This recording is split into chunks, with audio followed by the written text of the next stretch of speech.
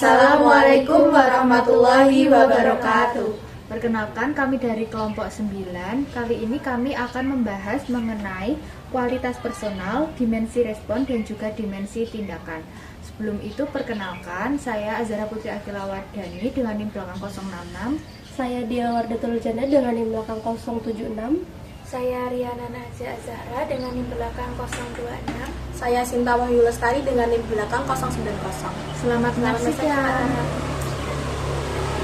Teman-teman, kita lanjutin ya diskusinya. Oke.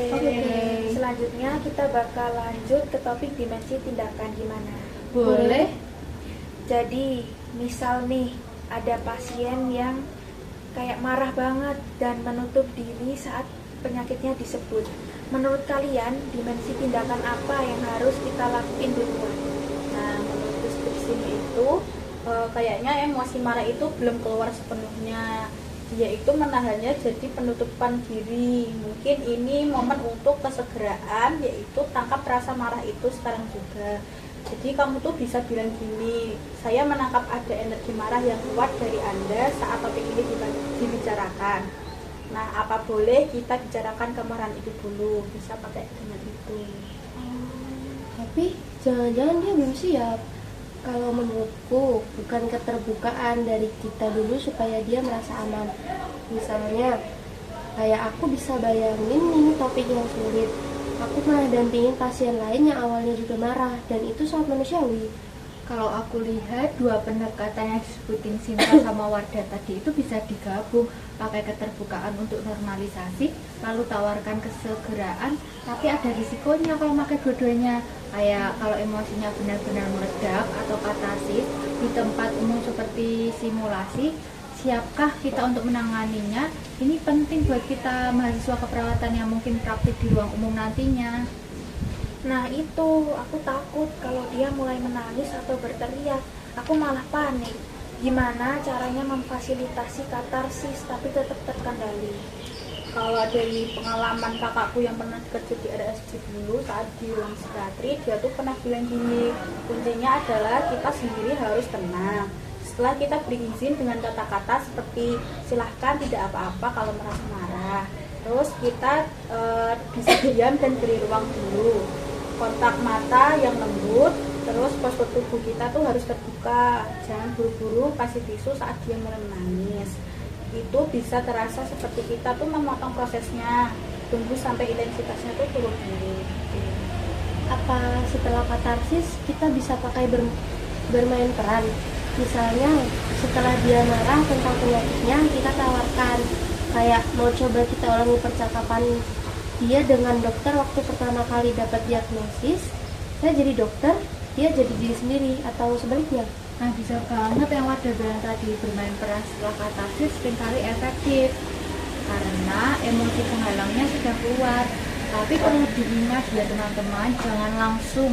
Pasien itu juga butuh jeda, jadi beri jeda setelah melepaskan perasaan tadi. Apakah Anda ingin mencoba melihat situasi itu dari sudut pandang berbeda? Kayak gitu tuh contoh jedanya. Kalau misalnya nih di tengah bermain peran, dia kembali menyangkal atau menghindari, apakah perlu konfrontasi? Bisa sih, tapi kalau konfrontasi itu di fase ini harus lebih halus, yaitu dengan menggunakan apa yang terjadi selama bermain peran. Kayaknya contohnya itu tadi ketika Anda sebagai dokter memberi penjelasan, saya perhatikan suara Anda pelan dan mata Anda melihat ke bawah, seperti ada bagian dalam diri Anda yang tidak sepenuhnya yakin dengan penyangkalan itu. Bagaimana menurut Anda? Nah, bisa pakai itu. Nah, itu menunjukkan konfrontasi ya. Jadi yang disebutkan Sinta itu konfrontasinya. Jadi bukan hanya tentang perkataan dan juga realita, tapi juga tentang perilaku dan juga perasaan. Sebagai perawat, kita mengamati bukan hanya kata, tapi bahasa tubuh, nada suara pasien juga. Itu bahan konfrontasi yang sangat valid. Serem juga ya, tapi powerful.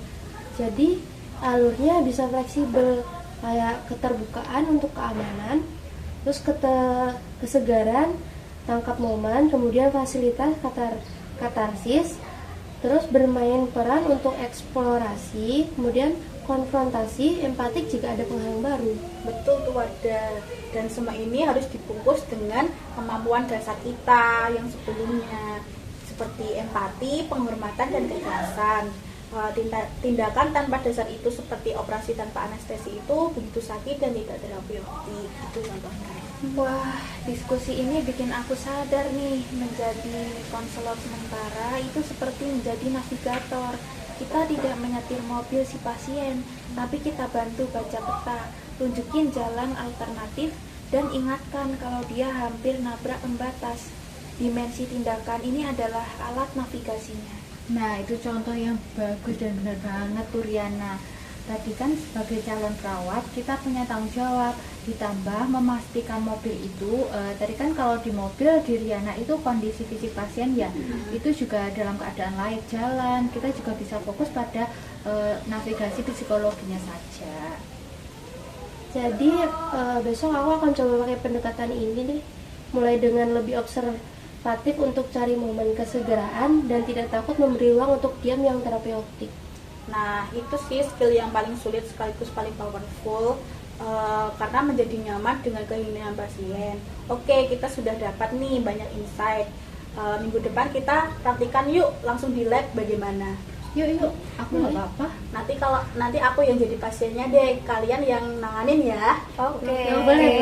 Boleh sih. Aku akan jadi pengamatnya. Gimana, setuju nggak? Setuju. Oke, kalau gitu diskusi kita selesai dulu. Kita nyiapin buat besok, yuk. Oke, siap. Oke. Terima kasih telah menyaksikan video dari kami. Kami minta maaf jika ada kesalahan kata. Wassalamualaikum warahmatullahi wabarakatuh.